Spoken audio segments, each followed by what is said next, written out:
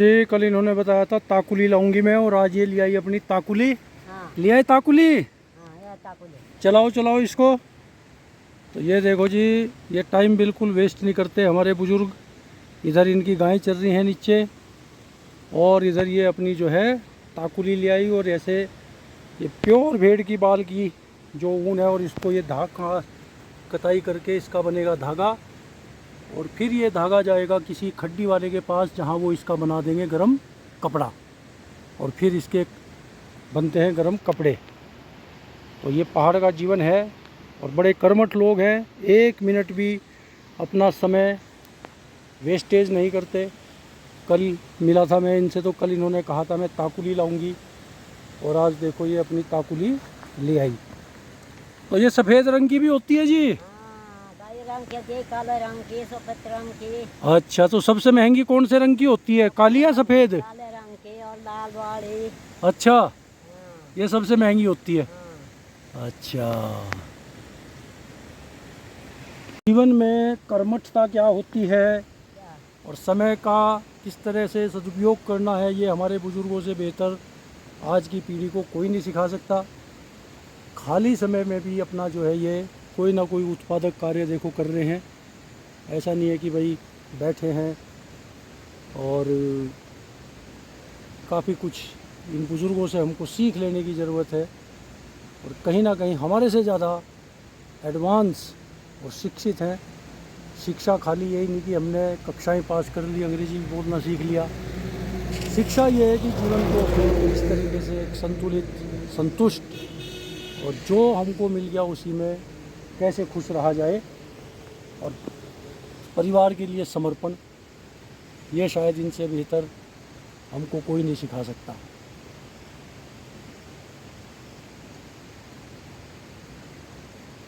अपने लिए बेच देते हैं। बेच देते हैं। अच्छा, तो ये मेहनत है जी देखो। और ये लो स्टार्ट है, ये जो बहुत कम लोग इसको कर पा रहे हैं, लेकिन हैंडीक्राफ्ट है। और अगर इसको नई जनरेशन टेकअप करे और एक फैशनेबल तौर पे इस चीज़ को लाए, तो हैंड निटेड और हैंड वूवन चीज़ों की आज की डेट में बड़ी डिमांड है। बताते हैं वो हाथ की जो काम की हुई साड़ियाँ होती हैं जरी की, वो कहाँ कहाँ भी होता है, तो वो बड़ी महंगी बिकती हैं। और ये हमारा जो एक तरीके से लोस्ट कल्चर है, ये इसको कोई इस तरीके का प्रमोट नहीं कर रहा। गांव-गांव में जबकि कारीगर लोग हैं बेचारे, कर रहे हैं काम, और उनका जो उत्पाद है वो स्थानीय स्तर पे ही लोग बस यूज़ करते हैं, वो बाहर तक नहीं जा पा रहा। तो कहीं ना कहीं ज़रूरत है।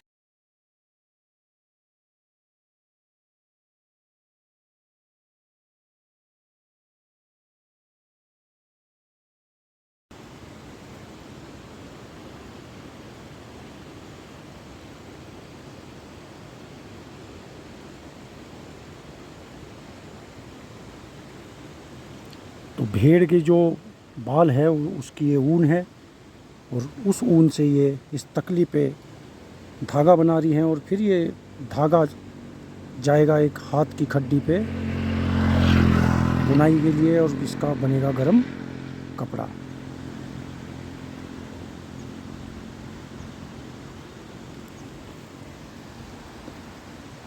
ये सीखने वाली बात है हमारे बुज़ुर्गों से। समय बिल्कुल वेस्ट नहीं करते, अपना एक एक मिनट, एक एक पल इनका जो है कीमती है।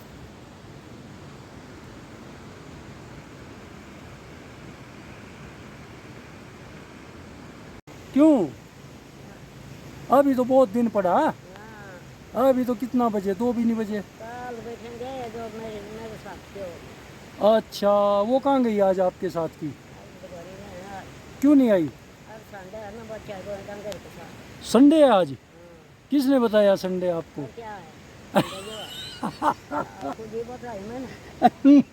देखो जी, ऐसा नहीं समझना, हमारी जो माता जी इंग्लिश भी जानती हैं।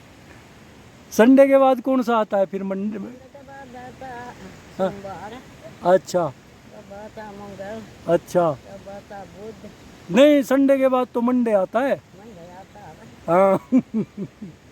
अब मंडे के बाद बताओ। अरे तो बात आता है, पता नहीं लगा। संडे तो सीखा लेकिन आपने हाँ, संडे सीखा भाई, देखो कितनी अच्छी बात है, सीखने की इच्छा रहनी चाहिए।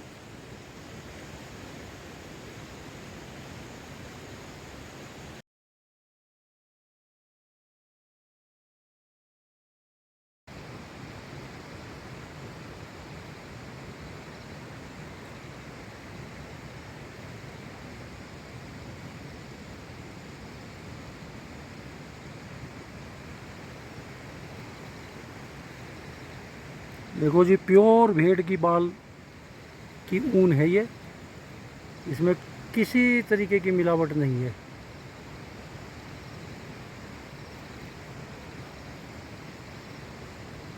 कलर भी ये ओरिजिनल है, बिल्कुल ओरिजिनल कलर है, इसमें अभी कुछ नहीं है, किसी बात की मिलावट नहीं है ये।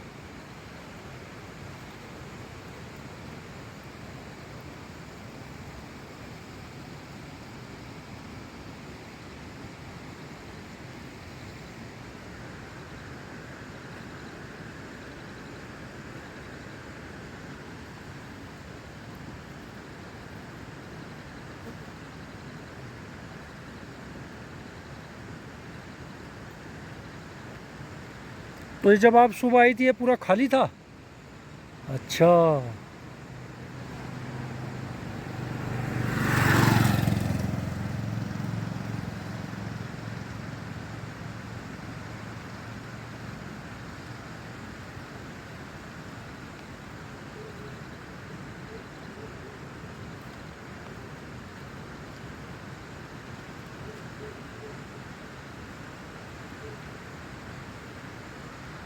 तो ये हमारा लोकल हैंडीक्राफ्ट है, जिसे हम प्रमोट कर सकते हैं, हम व्यावसायिक प्रशिक्षण में ला सकते हैं, स्कूलों में सिखा सकते हैं, नई जनरेशन को सिखा सकते हैं।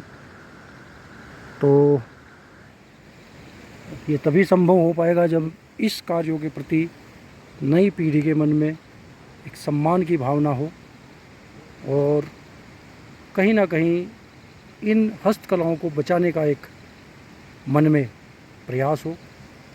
सबसे बड़ा तो सम्मान होना चाहिए अपने इस लॉस्ट हैंडीक्राफ्ट के लिए, क्योंकि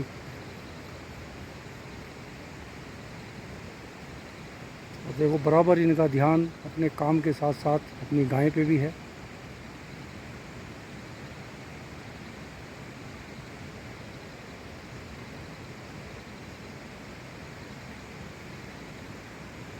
तो इस तरीके के कामों में बच्चे, यंग पीढ़ी अगर होगी तो उनका एक मनोरंजन भी होगा, टाइम पास भी होगा और साथ ही साथ एकाग्रता भी बढ़ेगी निश्चित ही।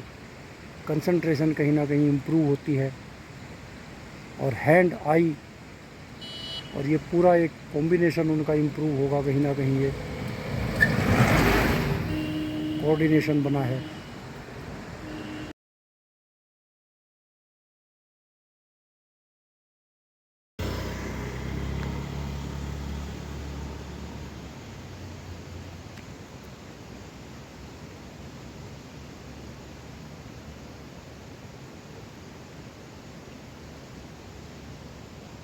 तो ये भी अपने आप में एक लर्निंग हो सकती है स्कूलों में बच्चों के लिए। उनका हैंड आई कोऑर्डिनेशन, कंसंट्रेशन सब कहीं ना कहीं इन गतिविधियों से इम्प्रूव होगा और जॉयफुल लर्निंग भी होगी।